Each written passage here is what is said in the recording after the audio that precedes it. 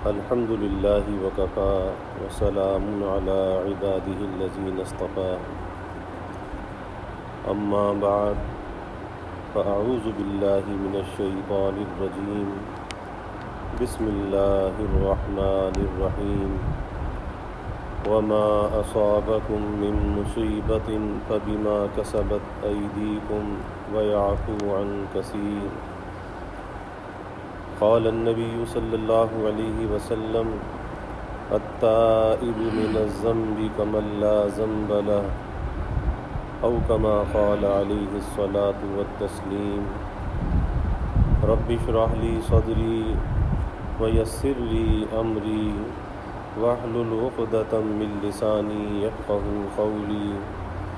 سبحانك لا علم لنا إلا ما علمتنا إنك أنت العليم الحكيم إن الله وملائكته يصلون على النبي يا أيها الذين آمنوا صلوا عليه وسلموا تسليما اللهم صل على محمد عبدك ورسولك وصل على المؤمنين والمؤمنات والمسلمين والمسلمات صدق الله العظيم وصدق رسوله النبي الكريم ونحن على ذلك لمن الشاهدين والشاكرين والحمد لله رب العالمين۔ توفیق الہی اپنے محبوب مرشد پاک کی برکت سے عصر کی اس نشست میں گزشتہ دنوں استغفار کے بارے میں بات چل رہی تھی، اس سے پہلے توبہ کے بارے میں بات چل رہی تھی کہ حالات حاضرہ کا تقاضا یہ ہے کہ بندہ اپنے اللہ کے ساتھ اپنے تعلق کو مضبوط کرے، اللہ تعالیٰ پر اپنے یقین کو بڑھائے، اللہ تعالیٰ سے دعائیں کرے، اپنے ماضی کے گناہوں پر توبہ کرے اور کثرت سے استغفار کرے۔ گزشتہ کل بھی عرض کر رہا تھا کہ استغفار کا جو مطلب ہے وہ طلب مغفرت ہے، اللہ تعالیٰ سے مغفرت کا طلب کرنا، اور ہم میں سے ہر شخص مغفرت کا محتاج ہے، مغفرت کا طلبگار ہے، تو اپنے معمولات میں اللہ سے مغفرت طلب کرتے رہنا چاہیے، اور جب ہم اللہ تعالیٰ سے مغفرت طلب کرتے رہیں گے تو یہ مغفرت کا طلب کرنا یہ خالی نہیں جائے گا، کیونکہ اللہ تعالیٰ کی بارگاہ میں جب بندہ سوال کرتا ہے تو حدیث میں آتا ہے کہ اللہ تعالیٰ کو حیا آتی ہے کہ اس بندے کے سوال کو کیسے واپس کر دیا جائے، اور دوسری بات یہ ہے، حدیث میں آتا ہے کہ بندہ جب اپنی دنیا کے بارے میں اللہ سے کوئی سوال کرتا ہے تو اللہ تعالیٰ اس کی مصلحت کو دیکھتے ہیں کہ جس چیز کو یہ مانگ رہا ہے اس کے لیے مفید ہے یا نہیں ہے، آج دینا مفید ہے، بعد میں دینا مفید ہے، کتنا دینا مفید ہے۔ تو دنیا کے بارے میں جب بندہ کوئی سوال کرتا ہے تو اللہ تعالیٰ اس کی مصلحت کو دیکھتے ہیں، جیسے ایک باپ دیکھتا ہے کہ چھوٹا بچہ کوئی ایسی چیز مانگ رہا ہے کہ جس میں اس کا نقصان ہے، تو ظاہر ہے کہ باپ اس کو وہ چیز نہیں دیتا۔ اس کا یہ مطلب نہیں ہے کہ باپ کو بیٹے سے محبت نہیں ہے، بلکہ یہ بھی عین محبت ہے کہ اس کے نقصان والی چیز سے باپ بیٹے کو بچا رہا ہے۔ اسی طریقے سے کبھی دنیا کے بارے میں بندہ اللہ سے سوال کرتا ہے، کسی ایسی چیز کو مانگتا ہے جو اس کے حق میں مفید نہیں ہوتی، لیکن بندہ مفید سمجھ رہا ہے، اللہ سمجھتا ہے کہ یہ مفید نہیں ہے، اللہ جانتا ہے، تو اللہ تعالیٰ بندے کی مصلحت کو دیکھتا ہے، کیا مفید ہے کیا مضر ہے۔ لیکن حدیث میں آتا ہے کہ بندہ اپنی آخرت کے بارے میں اللہ تعالیٰ سے جو سوال کرتا ہے آخرت کے بارے میں، تو اللہ تعالیٰ آخرت کے بارے میں اس کے سوال کو رد نہیں فرماتا، اور آخرت کے بارے میں اللہ تعالیٰ اس کے سوال کو قبول فرماتا ہے۔ اور ظاہر ہے کہ بندے کا استغفار کرنا، طلب مغفرت، یہ کیا ہے؟ یہ طلب مغفرت جو ہے یہ آخرت کے لیے ہے، یہ دنیا کے لیے نہیں ہے، کہ بندہ جو اللہ سے مانگ رہا ہے مغفرت کو طلب کر رہا ہے، اور ظاہر ہے کہ مغفرت آخرت میں ہوگی۔ تو اللہ تعالیٰ اس استغفار کو جو ہم اللہ کی بارگاہ میں پیش کریں گے اور کثرت سے کرتے رہیں گے، بار بار کرتے رہیں گے، سوال کرتے رہیں گے، اللہ تعالیٰ اس سوال کو رد نہیں فرمائیں گے۔ اور یقین بھی یہی دل کے اندر ہونا چاہیے کہ اللہ تعالیٰ ہمارے سوال کو رد نہیں فرمائیں گے، کیونکہ اس کا مفہوم بھی ذہن کے اندر ہو کہ جو استغفار کر رہا ہوں کس لیے کر رہا ہوں، اللہ سے میں مغفرت کو طلب کر رہا ہوں، اور مغفرت آخرت میں ہے، اور جب مغفرت کا محل آخرت ہے تو اللہ کے حبیب صلی اللہ علیہ وسلم نے فرما دیا کہ بندہ آخرت کے لیے جو اللہ سے سوال کرتا ہے تو اللہ آخرت کے لیے اس کے سوال کو پورا کرتا ہے، وہ سوال اس کا رد نہیں کیا جاتا۔ تو کثرت سے ہمیں استغفار کی عادت ڈالنی چاہیے۔ ایک حدیث مبارکہ آج حضرت شیخ الاسلام صاحب دامت برکاتہم کا ایک چھوٹا کلپ آیا، اور وہ بھی استغفار کے موضوع پر تھا، اور آج ہمارے اکابر کی جانب سے یہی تعلیم ہے کہ بندہ کثرت سے استغفار کرے، کیونکہ اللہ تعالیٰ کے غصے کو ٹھنڈا کرنے والا، اللہ کی رحمت کو متوجہ کرنے والا اگر کوئی عمل ہے تو یہ استغفار ہے۔ جیسے کل بھی عرض کر رہا تھا کہ یونس علیہ السلام نے مچھلی کے پیٹ سے، تنہائیوں سے، اندھیرے سے اللہ تعالیٰ کو پکارا، تو کیا تھا؟ استغفار اللہ کے سامنے پیش کیا، استغفار پیش کیا، اور جب استغفار پیش کیا اللہ تعالیٰ کا فضل متوجہ ہو گیا۔ حضرت آدم علیہ السلام سے خطا ہوئی تو اللہ تعالیٰ کے سامنے کس طرح استغفار فرمایا؟ ربنا ظلمنا انفسنا وان لم تغفر لنا وترحمنا لنکونن من الخاسرین، کہ ہمارے رب ہم تو اپنی جانوں پہ ظلم کرنے والے ہیں، یعنی انسان ہے اس سے تو گناہ ہوتا ہے، اور یہ گناہ کرنا کیا ہے؟ اپنی جانوں پر ظلم کرنا ہے۔ ربنا ظلمنا انفسنا وان لم تغفر لنا وترحمنا، اور اگر آپ نے ہمیں نہ بخشا، آپ نے اگر ہم پر رحم نہ فرمایا، لنکونن من الخاسرین، پھر تو ہم خسارے والوں میں سے ہو جائیں گے۔ اب یہ کیا ہے؟ ساری امیدوں کا مرکز اور محور اگر کوئی ذات ہے وہ اللہ رب العزت کی ذات ہے، وہی رحم فرما سکتا ہے اور وہی ہماری بخشش اور مغفرت کر سکتا ہے، اور جب اس کے علاوہ کوئی بخشش کرنے والا نہیں، مغفرت کرنے والا نہیں، تو کیوں نہ بندہ اپنے رب سے رجوع کرے۔ اور ہم سب محتاج ہیں بخشش کے، مغفرت کے، اس لیے، اور یہ کوئی ایسا سوال نہیں ہے کہ ایک دفعہ کر لیا تو کافی ہے، نہیں، ہم سے خطائیں بہت ہوتی ہیں، اس لیے بار بار ہمیں طلب مغفرت کرنی چاہیے، طلب کرنی چاہیے کہ یا اللہ تو معاف فرما دے، یا اللہ تو ہمیں بخش دے، یا اللہ تو ہماری توبہ کو قبول فرما لے۔ تو فرماتے ہیں کہ بخاری شریف کی روایت ہے کہ حضرت عبداللہ ابن عمر رضی اللہ تعالیٰ عنہ روایت کرتے ہیں کہ ہم نبی کریم صلی اللہ علیہ وسلم کی مجلس میں بیٹھے تھے، اور پھر مجلس کا انداز بھی بیان فرمایا کہ آپ صلی اللہ علیہ وسلم کی جو مجلس ہے وہ ایسی نہیں ہوتی تھی کہ جس میں آپ مسلسل گفتگو فرماتے ہو، ایسی مجلس نہیں ہوتی تھی، بلکہ حدیث شریف میں یہاں تک آتا ہے، احادیث مبارکہ میں، کہ آپ صلی اللہ علیہ وسلم کا سکوت طویل ہوتا تھا اور کلام مختصر ہوتا تھا۔ سکوت طویل ہوتا تھا، خاموش رہتے تھے، اور خاموش رہنے کا انداز بھی ہوتا تھا کہ جیسے کوئی فکر آپ پر ہے، کوئی غم آپ کے دل پر ہے، تو ایک دائم الفکرہ، ایک مستقل فکر آپ کے اوپر رہتی تھی، اور وہ فکر کیا تھی؟ امت کی فکر تھی۔ تو یہ آپ صلی اللہ علیہ وسلم کی مجلس کا انداز مبارک تھا کہ جب کوئی سائل آتا تھا تو سائل آ کر کوئی سوال کرتا تھا، آپ صلی اللہ علیہ وسلم اس کا جواب ارشاد فرماتے تھے، اور جب جواب ارشاد فرماتے تھے تو پھر اس کے بعد سکوت ہو جاتا تھا، خاموشی ہو جاتی تھی، اور اس سکوت میں بھی صحابہ یہ کہتے ہیں کہ انوار ہوتے تھے، وہ سکوت نفع سے خالی نہیں ہوتا تھا۔ اسی لیے بزرگوں نے مسئلہ بیان فرمایا، شیخ ابن عربی رحمۃ اللہ علیہ نے، کہ جو شخص شیخ کے سکوت سے فائدہ نہ اٹھا سکے وہ اس کے کلام سے بھی فائدہ نہیں اٹھا سکتا، یعنی ہر وقت باتیں نہیں ہوتی، ہر وقت مجلس نہیں ہوتی، لیکن اگر شیخ خاموش بھی ہے، حضرت مسیح الامت رحمۃ اللہ علیہ فرمایا کرتے تھے کہ اللہ تعالیٰ کے جو خاص بندے ہوتے ہیں، خاصان خدا، تو ان کا اپنے رب کے ساتھ ہر وقت ایک خاص تعلق ہوتا ہے، اور اللہ تعالیٰ کی جانب سے فرمایا کرتے تھے کہ فیاض حقیقی تو اللہ رب العزت کی ذات ہے، لیکن اس فیاض حقیقی کا فیضان خاص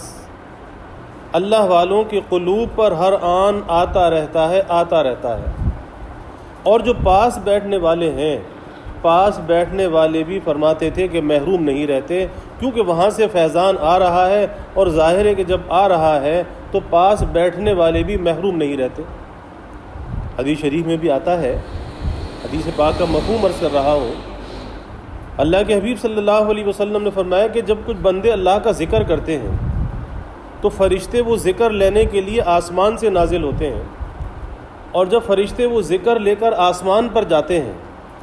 تو اللہ تعالیٰ پوچھتے ہیں کہ میرے بندے کیا کر رہے تھے؟ تو فرشتے کہتے ہیں کہ یا اللہ وہ آپ کی تعریف کر رہے تھے، وہ جنت کا سوال کر رہے تھے.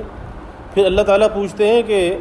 وہ بندے کس چیز سے پناہ مانگ رہے تھے؟ یا اللہ وہ بندے تو جہنم سے پناہ مانگ رہے تھے، آپ کے عذاب سے پناہ مانگ رہے تھے. تو اللہ تعالیٰ فرماتے ہیں کہ فرشتوں تم گواہ رہو، میں نے ان کو بخش دیا، میں نے ان کو معاف کر دیا. تو فرشتے کہتے ہیں کہ یا اللہ اس مجمع میں ایک شخص ایسا بھی تھا کہ جو بس خالی وقت پاس کرنے کے لیے آ کے بیٹھ گیا تھا، وہ کوئی طلب کے ساتھ نہیں آیا تھا، وہ کوئی بات سننے کے لیے نہیں آیا تھا، یا وہ کوئی استغفار کرنے کے لیے نہیں آیا تھا، یا وہ کوئی ذکر کرنے کے لیے نہیں آیا تھا، ایسے کوئی چلتا چلتا آ کے بیٹھ گیا تھا. تو ایک شخص ایسا بھی تھا. تو اللہ تعالیٰ فرماتے ہیں کہ ان کی برکت سے میں نے اس کو بھی معاف کر دیا، اس کو بھی بخش دیا. تو پتہ یہ چلا کہ جو نیک لوگوں کے پاس آ کر بیٹھ جاتا ہے اس پر بھی اللہ تعالیٰ کا فضل ہو جاتا ہے، اور وہ بھی محروم نہیں رہتا. اس لیے حضرت فرمایا کرتے تھے کہ اللہ تعالیٰ فیاض حقیقی ہے، اور اس کا جو فیضان خاص ہے وہ اہل اللہ کے قلوب پر ہر آن ہوتا رہتا ہے. اس لیے پاس بیٹھنے والے بھی محروم نہیں رہتے. تو یہ رسول اللہ صلی اللہ علیہ وسلم کی مجلس مبارکہ کا انداز تھا کہ آپ کا سکوت طویل ہوتا تھا لیکن کلام مختصر ہوتا تھا. ایسا مختصر نہیں ہوتا تھا کہ کوئی بات ادھوری ہوتی ہو، بلکہ وہ مختصر کلام جامع کلام ہوتا تھا کہ جس میں کسی قسم کی تشنگی یا کمی نہیں ہوتی تھی. اتنا جامع کلام لیکن مختصر الفاظ کے ساتھ. اس لیے یہ بھی آپ صلی اللہ علیہ وسلم کے معجزات میں سے ہے کہ آپ مختصر بات فرماتے ہیں لیکن جامع فرماتے ہیں، اس لیے آپ کو جوامع الکلم کہا جاتا ہے. تو حضرت عبداللہ ابن عمر رضی اللہ تعالیٰ عنہ کہتے ہیں، راوی ہیں، کہ ہم نبی کریم صلی اللہ علیہ وسلم کی مجلس میں بیٹھے تھے تو آپ صلی اللہ علیہ وسلم کی زبان مبارک سے ایک مجلس میں 100 مرتبہ ہم شمار کرتے تھے استغفار. اور وہ کون سا استغفار شمار کرتے تھے؟ رب اغفر لی وتب علی انک انت التواب الرحیم. رب اغفر لی وتب علی انک انت التواب الرحیم. رب اغفر لی وتب علی انک انت التواب الرحیم. رب اغفر لی، اے ہمارے رب تو ہمیں بخش دے، ہماری مغفرت فرما دے. وتب علی، اور ہماری توبہ کو قبول فرما. انک انت التواب الرحیم، کہ بے شک آپ سب سے زیادہ توبہ کو قبول کرنے والے اور آپ سب سے زیادہ رحم کرنے والے ہیں. تو 100 مرتبہ آپ صلی اللہ علیہ وسلم ایک نشست میں استغفار کرتے تھے. اور حضرت عبداللہ ابن عمر رضی اللہ تعالیٰ عنہ کہتے ہیں کہ ہم شمار کرتے تھے کہ آپ 100 مرتبہ ایک مجلس میں ان کلمات سے استغفار فرما رہے ہیں. اور دوسری روایت حضرت عائشہ صدیقہ رضی اللہ عنہا سے مروی ہے، فرماتی ہیں کہ ایک مرتبہ آپ صلی اللہ علیہ وسلم نے چاشت کی نماز پڑھی. اور چاشت کی نماز جب سورج بلند ہوتا ہے اشراق کے بعد، تو زوال سے پہلے چاشت کا وقت ہے. تو چاشت کی نماز پڑھی، اور پھر چاشت کی نماز پڑھنے کے بعد 100 مرتبہ یہ کلمات آپ صلی اللہ علیہ وسلم نے ادا فرمائے. اللہم اغفر لی وتب علی انک انت التواب الرحیم. وہاں تھا رب اغفر لی وتب علی انک انت التواب الرحیم. اور یہاں حضرت عائشہ فرماتی ہیں اللہم اغفر لی وتب علی انک انت التواب الرحیم، کہ اے اللہ تو ہماری مغفرت فرما، تو ہمیں معاف فرما، ہماری توبہ کو قبول فرما. بے شک تو سب سے زیادہ توبہ کو قبول کرنے والا اور سب سے زیادہ رحم کرنے والا ہے.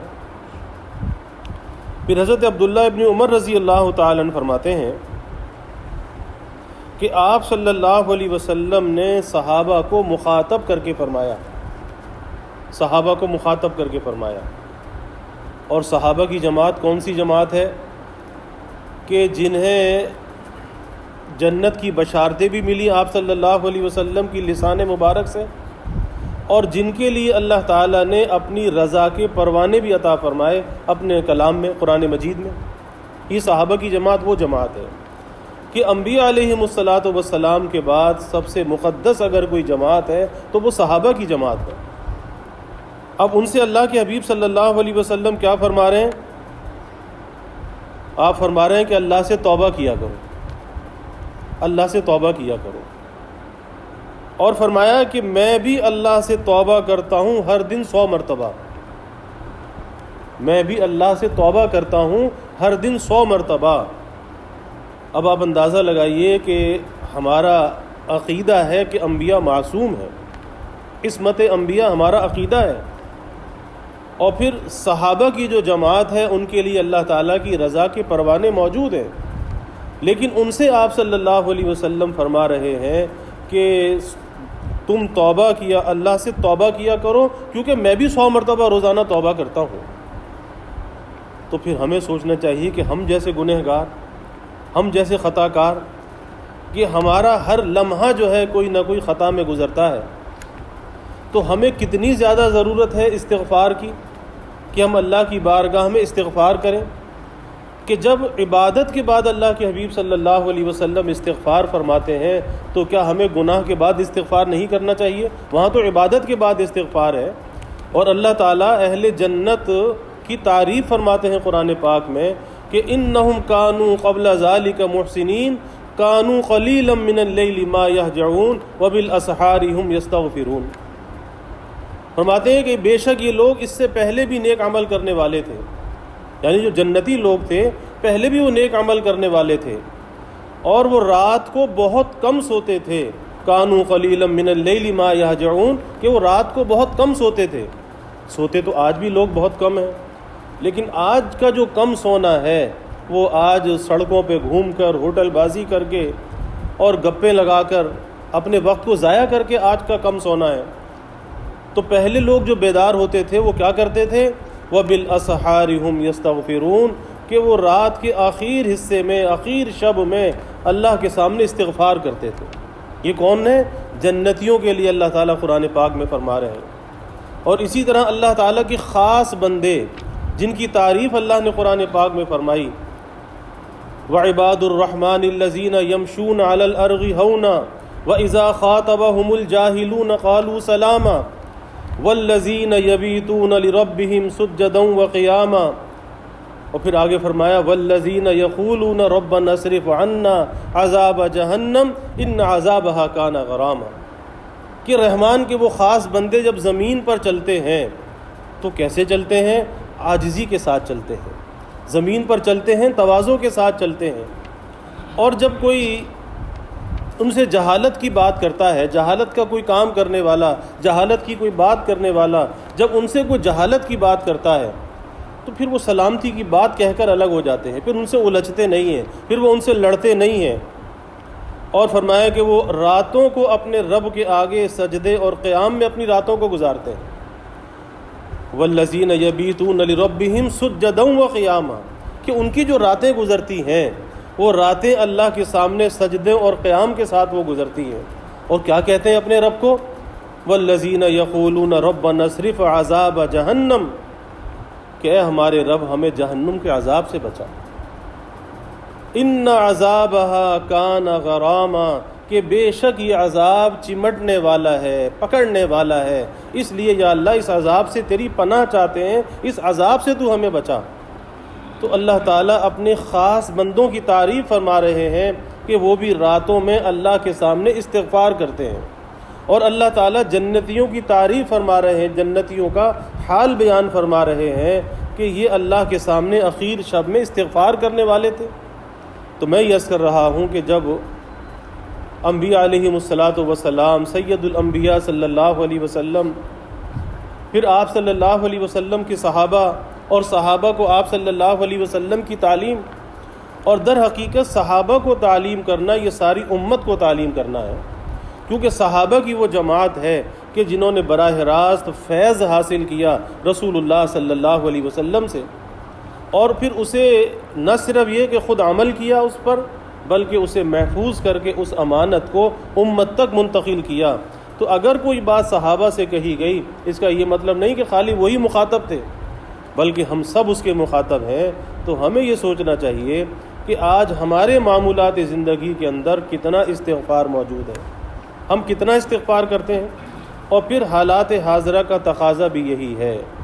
موجودہ حالات کا جو تقاضا ہے کہ ہمیں کثرت سے اللہ کے سامنے استغفار کرنا چاہیے، اور اس کا مفہوم ذہن کے اندر رکھنا چاہیے کہ استغفار خالی کسی ایک الفاظ کے پڑھنے کا نام نہیں ہے کہ خالی زبان سے ہم پڑھ رہے ہیں استغفر اللہ، یوں تو یہ پڑھنا بھی خالی نہیں ہے، لیکن جب اس کی حقیقت دل کے اندر ہوگی کہ ہمارا یہ الفاظ استغفار کے کلمات کا زبان سے ادا کرنا اس لیے ہے کہ ہم گنہگار ہیں، ہم خطا کار ہیں، اور ہم اپنے رب سے اپنے گناہوں کی معافی طلب کر رہے ہیں، ہم اپنے رب سے ہم مغفرت کو طلب کر رہے ہیں، کیونکہ اللہ کے سوا کوئی ہمیں معاف کرنے والا نہیں، اور اللہ کے سوا کوئی ہمیں مغفرت عطا کرنے والا نہیں، وہی ذات ہے جو ہمیں بخش سکتی ہے اور معاف کر سکتی ہے۔ تو ہمیں کثرت سے استغفار کرنا چاہیے۔ اسی لیے بزرگوں نے فرمایا کہ جب انسان سے خطا ہوتی رہتی ہے یا شیطان انسان سے گناہ کراتا رہتا ہے، تو جب خطا بھی ہوتی رہتی ہے اور شیطان خطا کراتا بھی رہتا ہے اور یہ کرتا بھی رہتا ہے، تو پھر جیسے یہ گناہ کرتے کرتے نہیں تھکتا، اسی طرح اسے توبہ اور استغفار کرتے کرتے بھی نہیں تھکنا چاہیے۔ اگر ادھر گناہ ہو جائے فوراً اسے نیکی کرنی چاہیے، ان الحسنات یذہبن السیئات، کہ اگر کوئی خطا ہو جائے تو فوراً نیکی کرے، کیونکہ وہ نیکی اس گناہ کو مٹا دیتی ہے، اس کے اثر کو مٹا دیتی ہے، اس کی ظلمت کو مٹا دیتی ہے۔ تو گناہ کر کے فوراً نیک کام کرنا چاہیے، اور اسی طریقے سے استغفار کثرت سے کرنا چاہیے کہ یہ استغفار ہمارے اندر کی صفائی کا ذریعہ بھی ہے۔ اور پھر جو بات میں نے ابتدا میں عرض کی کہ جب بندہ اللہ تعالیٰ سے مغفرت طلب کرتا ہے اور کرتا رہتا ہے، بالآخر اللہ اس کی مغفرت فرما دیتا ہے۔ اور اس استغفار کی برکت سے کوئی آدمی یہ کہے کہ جی ایک آدمی استغفار بھی کر رہا ہے ساتھ میں گناہ بھی کر رہا ہے، تو پھر اس کی مغفرت کیسے ہوگی؟ تو بات یہ ہے کہ استغفار کی برکت ایسی ہے کہ بالآخر استغفار کی برکت سے اس کی زندگی سے گناہ نکل جائیں گے، اللہ تعالیٰ گناہوں سے پاک صاف کر کے اس کی بخشش اور مغفرت فرما دیں گے۔ کیونکہ ایسا نہیں ہو سکتا کہ ایک آدمی دل سے استغفار بھی کرے، اللہ تعالیٰ سے مغفرت بھی طلب کرے، اور پھر اس کے بعد وہ جہنم میں بھی چلا جائے۔ نہیں، اللہ تعالیٰ ایسے اسباب ضرور پیدا فرمائیں گے کہ اس کی زندگی سے نافرمانی نکل جائے گی اور نیکی پر اللہ اسے استقامت عطا فرمائے گا، اور اس کا یہ استغفار کرنا یہ خالی نہیں جائے گا، اللہ تعالیٰ اس استغفار کرنے پر اس پر ضرور نظر کرم فرمائے گا، اور ضرور اللہ اس کے حق میں بخشش و مغفرت فرمائے گا۔ تو بھائی ہمیں اس کی کثرت کرنی چاہیے۔ اب استغفار کے مختلف کلمات ہیں، جیسے ایک استغفار یہ بھی ہے رب اغفر لی وتب علی انک انت التواب الرحیم، اللہم اغفر لی وتب علی انک انت التواب الرحیم،